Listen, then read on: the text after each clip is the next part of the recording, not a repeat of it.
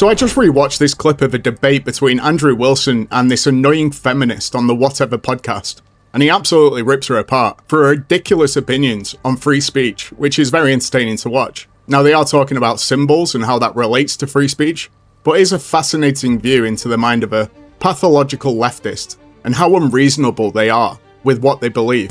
By the way, this is a new channel, so if you enjoy the video by the end, please do leave a like and subscribe.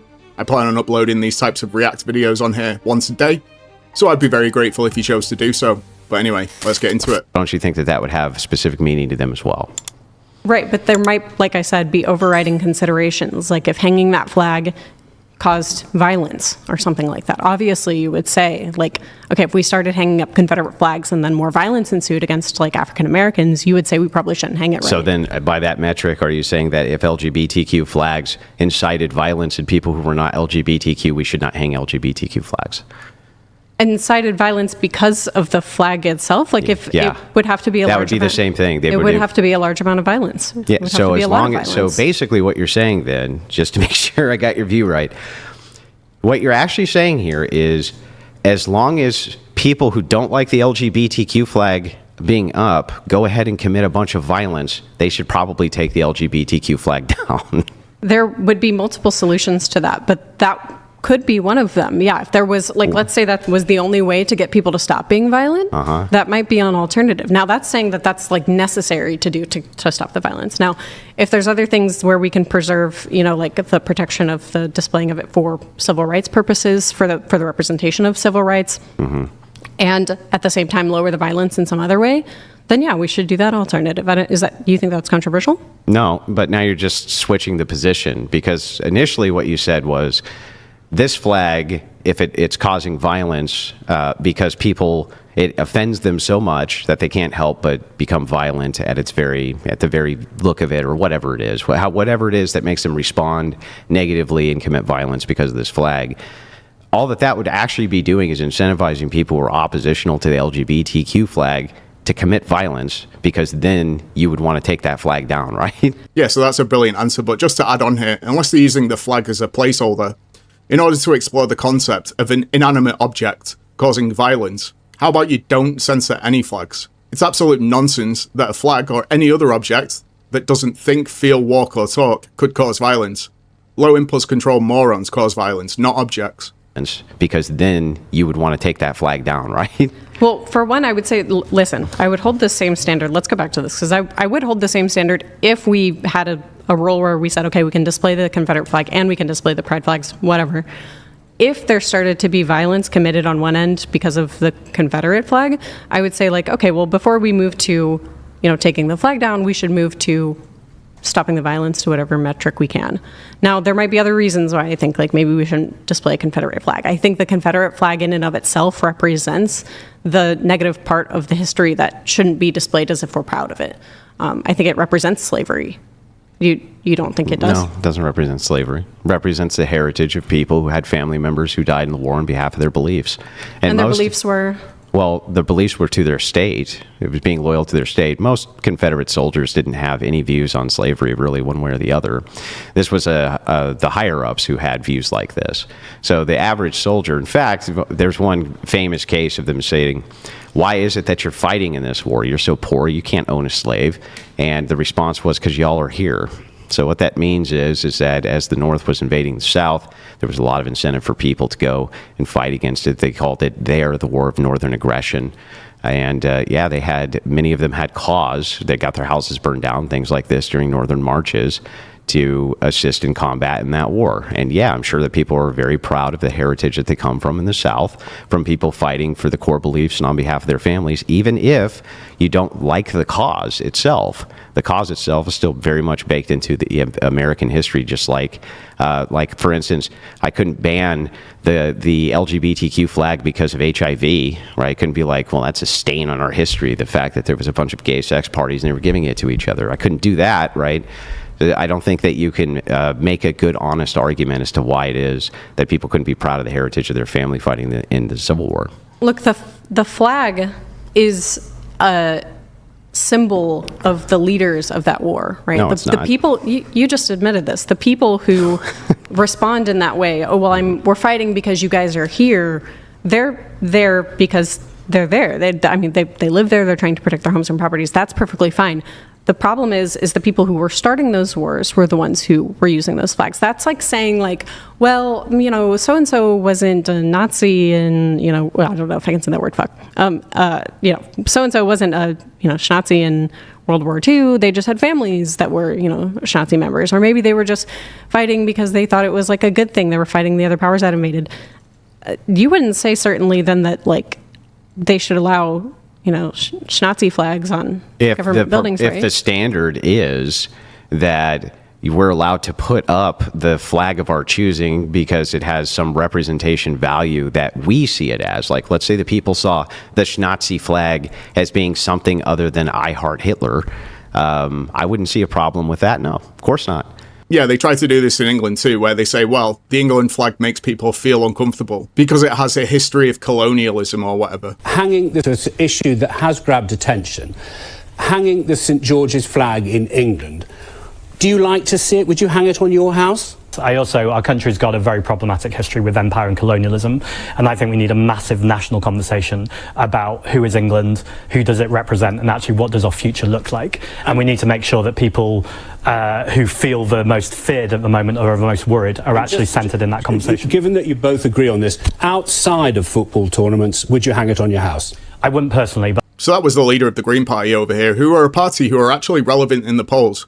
Because treasonous politicians have imported millions of third worlders into Britain over the past few decades, even though we voted for them not to, time and time again. So now all the foreigners and retarded leftists vote for left-wing parties like the Green Party, as the Green Party essentially want open borders and unlimited welfare, so Ahmed can now bring in his 5 cousins from Pakistan and eventually marry one of them.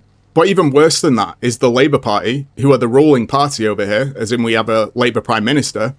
Well, they agree with this sentiment, and as a result, because they're pathetic little traitors who hate the English people, they actually listen to them, so councils actually take down our national flag to appease foreigners and leftists. It's an absolute disgrace. Okay, so even though that it is linked to that, it is linked to support of Hitler and the Nazi regime. LGBTQ flag is linked to HIV. Okay. That's how, just people see it. People see it as like, oh, wow, AIDS, right? They see the rainbow flag. I think a lot of people think AIDS. Yeah, that's fine, but there's not like gay leaders that are out there like pushing for AIDS, right? There's not like anybody out there pushing for the Confederacy.